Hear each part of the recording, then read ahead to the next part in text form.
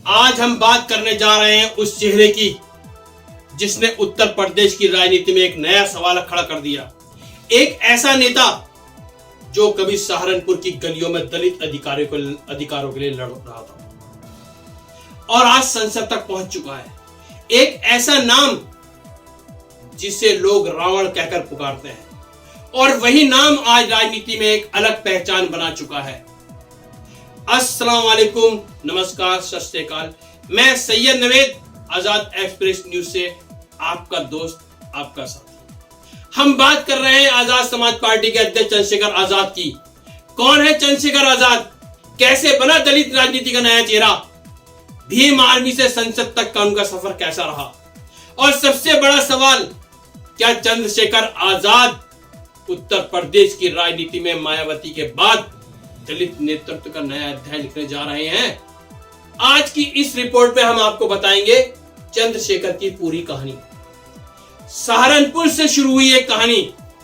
चंद्रशेखर आजाद का जन्म 3 दिसंबर 1986 में उत्तर प्रदेश के सहारनपुर जिले के छुटमलपुर इलाके में हुआ। उनके पिता गोवर्धन दास सरकारी स्कूल में शिक्षक थे। घर में पढ़ाई का माहौल था, लेकिन समाज में जो माहौल था वह अलग था। जाति, भेदभाव और सामाजिक असमानता, और यह सब चंद्रशेखर ने बचपन से देखा। यही वजह थी कि उनके अंदर एक अलग तरह का आक्रोश सवाल पैदा हुआ। चंद्रशेखर आजाद ने कानून की पढ़ाई की। उन्होंने LLB किया। कानून पढ़ने के बाद उनके सामने कई रास्ते थे। वकालत कर सकते थे, सरकारी नौकरी की तैयारी कर सकते थे, लेकिन उन्होंने चुना सामाजिक आंदोलन का रास्ता। चंद्रशेखर आजाद और उनके साथियों ने एक संगठन बनाया। नाम था भीम आर्मी। भीम आर्मी का मकसद था दलित समाज के बच्चों को शिक्षा देना और समाज में हो रहे भेदभाव के खिलाफ आवाज उठाना। सहारनपुर और पश्चिमी उत्तर प्रदेश में भीम आर्मी ने सैकड़ों फ्री स्कूल खोले जहां गरीब बच्चों को पढ़ाया जाता था। यहीं से चंद्रशेखर आजाद धीरे धीरे चर्चा में आने लगे। 2017 में सहारनपुर में राजपूत और दलित समुदाय के बीच भयंकर हिंसा हुई। यह मामला पूरे देश में चर्चा में आ गया। इसी दौरान चंद्रशेखर आजाद का नाम तेजी से सामने आया। सरकार ने उन पर कई गंभीर आरोप लगाए। उन्हें गिरफ्तार किया गया और जेल भेज दिया गया। जेल जाने के बाद चंद्रशेखर आजाद और ज्यादा चर्चित हो गए। उनके समर्थकों ने उन्हें एक नया नाम दिया, रावण। यह नाम उनके विरोधियों के लिए एक तंज था, लेकिन चंद्रशेखर आजाद ने इसे अपनी पहचान बना लिया। 2018 में चंद्रशेखर आजाद जेल से रिहा हुए। दिल्ली के जंतर मंतर पे उनका जोरदार स्वागत हुआ। हजारों लोग उनके समर्थन में पहुंचे।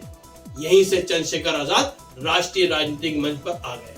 लेकिन चंद्रशेखर आजाद किसी राजनीतिक दल में जाने के बजाय उन्होंने अपनी एक नई पार्टी बनाई। नाम रखा आजाद समाज पार्टी काशीराम।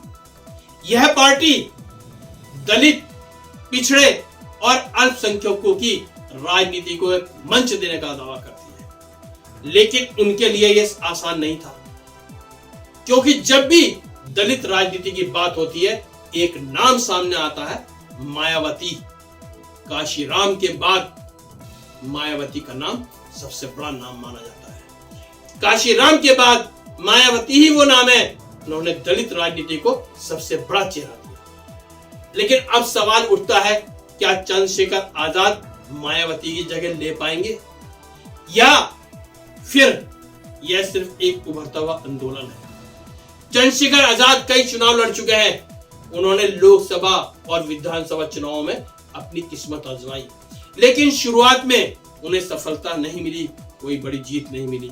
लेकिन उनका जनाधार धीरे धीरे बढ़ता गया और आखिर में अपनी मेहनत के बल पर चंद्रशेखर आजाद लोकसभा पहुंचे। उन्होंने नगीना सीट से जीत हासिल की। यह जीत सिर्फ एक पार्टी की नहीं थी, यह सीट पार्टी की नीति नहीं, एक सीट की जीत थी। यह संकेत था कि दलित राजनीति में एक नया चेहरा उभर रहा है। उनकी राजनीति के 3 मुख्य मुद्दे हैं: शिक्षा, संविधान की रक्षा, सामाजिक न्याय। वे अक्सर डॉक्टर भीमराव अंबेडकर का जिक्र करते हैं और कहते हैं संविधान ही हमारा सबसे बड़ा हथियार है। चंद्रशेखर आजाद कई बार विवादों में भी रहे, कभी उनके बयानों को लेकर तो कभी उनके आंदोलनों को लेकर, लेकिन उनके समर्थक कहते हैं अगर वे आक्रामक नहीं होंगे तो दलित समाज की आवाज कौन उठाएगा। आज चंद्रशेखर आजाद सोशल मीडिया पर काफी लोकप्रिय हैं, खास तौर पर दलित और पिछड़े वर्ग के युवा उन्हें एक उम्मीद की तरह देखते हैं। उनकी रैलियों में बड़ी संख्या में युवा दिखाई देते हैं। अब सवाल यह है, क्या चंद्रशेखर आजाद उत्तर प्रदेश की राजनीति में एक बड़ा विकल्प बन पाएंगे?